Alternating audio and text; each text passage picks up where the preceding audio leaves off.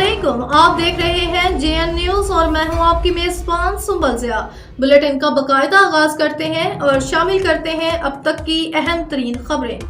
हाजी मोहम्मद वारिस सईदी की रिपोर्ट के मुताबिक मैलसी सूरज की बरसती आग, गर्मी की शिद्दत में इजाफा और गैर एलानिया लोड शेडिंग ने गरीबों का जीना मुश्किल कर दिया है। दूसरी तरफ जिस्म और चेहरे पर भी सूरज की तपिश के असरात नजर आने लगे। इस हवाले से हम कैसे बच सकते हैं, मैलसी के मारूफ skin specialist doctor Mohsin Raza हमें क्या मशवरा देते हैं और कैसे बच सकते हैं।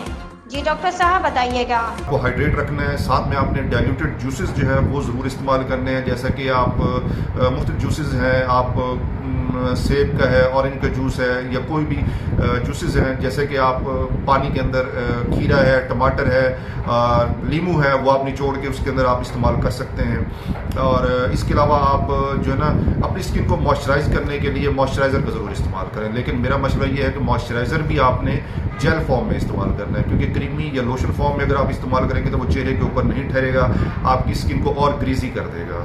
तो जेल फॉर्म में इस्तेमाल करें। इसके अलावा सन ब्लॉक बड़ी शिद्दत के साथ रिकमेंड किया जाता है इस मौसम में कि SPF 30 या 30 से ऊपर वाला जो सन ब्लॉक है, जो कि ब्रॉड